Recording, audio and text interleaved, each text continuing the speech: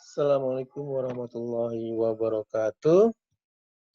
Selamat berjumpa lagi anak-anak sekalian.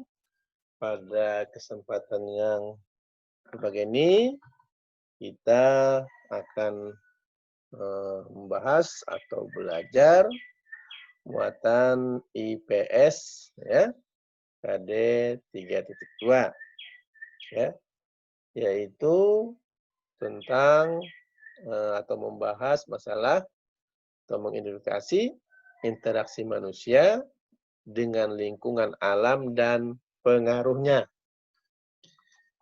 Anak-anak sekalian, setiap hari kita ini atau manusia itu pasti melakukan interaksi ya dengan lingkungan sekitar. Nah, tentu kalian masih ingat apa itu interaksi? Semester 1 kemarin kita sudah belajar. Ada yang masih ingat? Iya. Jadi interaksi adalah suatu kegiatan yang terjadi antara dua objek dan saling memengaruhi satu sama lainnya. Nah, ya. Jadi interaksi itu adalah ya, suatu kegiatan yang terjadi antara dua objek dan saling memengaruhi satu sama lainnya. Ya. Jadi manusia itu melakukan interaksi dengan lingkungan alam. Ya. Nah, interaksi manusia dengan lingkungan alam ataupun juga sebaliknya tentunya apa? Berbentuk secara alami atau dengan sendirinya, ya. Nah, contohnya misalnya lingkungan alam yang mengaruhi aktivitas manusia, ya. Yaitu apa? Lingkungan yang subur, ya kan? Terus curah hujannya tinggi, sehingga apa? Sehingga memengaruhi manusia untuk melakukan aktivitas apa? Bercocok tanam.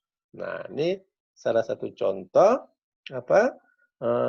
Lingkungan alam yang memengaruhi aktivitas manusia, ya karena alam, ya kan?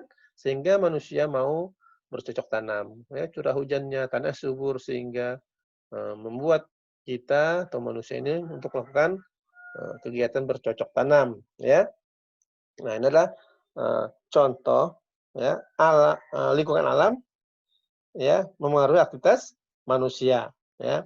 Nah, contoh aktivitas manusia kebalikannya ya, contoh aktivitas manusia yang memengaruhi lingkungan alam yaitu apa? Iya, yaitu misalnya mengalihfungsikan lahan pertanian menjadi daerah permukiman. Nah, ini ya, inilah contoh aktivitas manusia yang memengaruhi lingkungan alam, ya. Sehingga apa? Kenapa melakukan seperti itu? Karena apa? Lahan atau tanah sudah tidak ada lagi, sudah terisi sehingga apa? Lahan pertanian dijadikan bangunan-bangunan, ya kan? Dijadikan pabrik dan sebagainya. Nah, inilah kegiatan manusia yang mempengaruhi lingkungan sekitar atau lingkungan alam sekitar ya. Nah, anak sekalian, pengaruh interaksi ya dengan lingkungan itu tercermin dari keragaman cara hidup ya dan aktivitas masyarakat. Ya, jadi interaksi ini ya tentu di antara satu daerah dengan daerah lain akan berbeda, tidak sama ya. Nah, misalnya satu daerah misalnya di daerah pantai ya kan berbeda tuh dengan di daerah lain atau di daerah pegunungan ya. Daerah pantai tentu saat apa? Saat air bagus gitu ya, maka kegiatan masyarakatnya tentu mencari ikan karena gelombang mungkin tidak tidak mengganggu, tapi apabila ada bulan-bulan tertentu ya mereka tidak melakukan eee, kegiatan mencari ikan karena gelombang tinggi atau besar ya. Nah, anak sekalian, eee, berikutnya adalah ya pengaruh interaksi manusia dengan lingkungan terhadap pembangunan. Nah, jadi sebelumnya kita sudah tadi mempelajari macam-macam interaksi manusia dengan lingkungannya ya. Nah, misalnya aktivitas manusia sebagai petani, ya kan? Sebagai peternak, penambang, atau nelayan. Nah, sekarang kita akan membahas mengenai pengaruh dari interaksi manusia ya terhadap lingkungan. Nah, dari aktivitas-aktivitas tersebut tentu ada pengaruhnya. Pengaruh apa? Pengaruh positif dan pengaruh negatif atau pengaruh positif artinya pengaruh yang baik terhadap lingkungan ya, terhadap manusia itu sendiri ataupun pengaruh negatif atau pengaruh yang mengganggu ya, yang rusak, tidak bagus ya. Nah, ini Pak Guru berikan contoh ya, dampak eee, interaksi manusia dengan lingkungan terutama pada eee, perkebunan kelapa sawit. Nah, daerah kita kan banyak tuh kelapa sawit ya, mungkin juga daerah-daerah lain ya. Nah, dampak positifnya apa? Yaitu dampak positifnya adalah meningkatkan lapangan pekerjaan penduduk sekitar. Nah, jadi dengan adanya perge perkebunan kelapa sawit, maka masyarakat di sekitar bisa dipekerjakan, ya kan?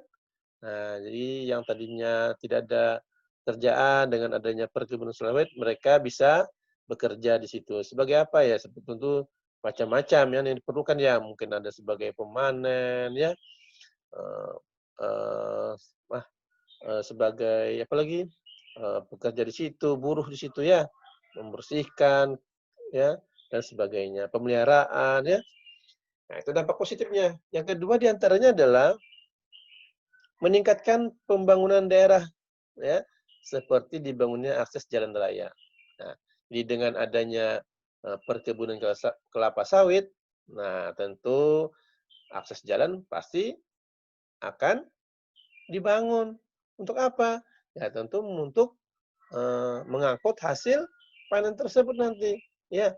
Nah, pasti akan diolah atau diperbesar ya nanti sehingga akses jalan, ada. Nah, yang ketiga pendapatan penduduk semakin meningkat. Nah, dengan adanya perkebunan kelapa sawit tentu mereka dapat bekerja di situ dan mendapat upah dari hasil kerjaannya ya. Tentu mendapatkan tambahan ya.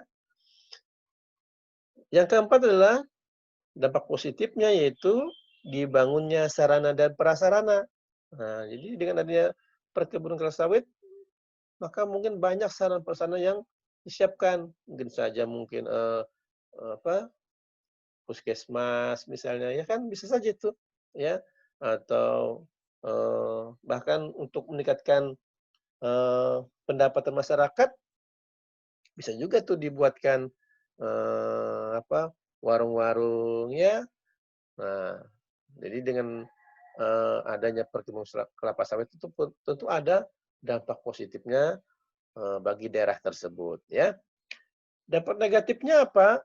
Selain dampak positif, yang baik tentu ada dampak negatifnya. Dampak negatifnya adalah berkurangnya keanekaragaman hayati. Kenapa? Karena hanya dibudidayakan tanaman kelapa sawit saja. Nah, jadi hanya fokus pada kelapa sawit saja, tidak ada nanamnya dicampur-campur. Ya, sehingga apa? Ini mengurangi keanekaragaman hayati, ya. Yang kedua, berkurangnya habitat ya dan hewan asli penghuni hutan yang dibuka untuk perkebunan. Nah, yang tadinya hutan ya, banyak hewannya di situ ya, yang habitatnya berkumpul di situ dengan dibukanya perkebunan sehingga apa nih? Mengganggu kehidupan mereka sehingga mereka akan pergi menjauh. Nah, sehingga ini sudah mempengaruhi apa namanya? Dampak negatif dari dibukanya perkebunan kelapa sawit ya. Yang ketiga di antaranya adalah berkurangnya sumber daya air, ya karena, eee, kita ketahui bahwa memang kelapa sawit ini dia perlu air, ya. Sehingga air yang di situ kalau kita buka dari hutan, ya, terus kita tanami sawit, ya. Nah, tentu sumber daya air yang ada di sekitar situ, ya tentu akan berkurang, ya. Karena memang dia tumbuhan ini perlu air yang cukup untuk hidup, ya. Nah, Anak sekalian, nah ini contohnya tadi tuh. Nah, ini ada seorang mungkin boleh dikatakan petani lah ya. Dia punya sawit sendiri ya kan. Ya angkut ya, diantar ke mana? Ke pabrik ya. Nah, ini adalah salah satu interaksi petani ya dengan kelapa sawitnya ya. Buah kelapa sawit yang sudah dipanen kemudian dikirim tuh ke perusahaan minyak goreng ya untuk diolah ya. Nah, itulah sekalian tentang pengaruh interaksi manusia dengan lingkungan terhadap pembangunan yang kita contohkan di sini adalah tentu bisa kita beri contoh kalian cari contoh-contoh lainnya antara interaksi manusia dengan lingkungan atau sebaliknya lingkungan dengan eh, alam sekitar ya atau dengan manusianya ya.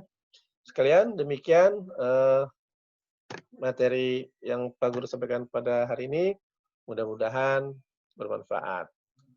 Pak Guru Ari, Assalamualaikum warahmatullahi wabarakatuh.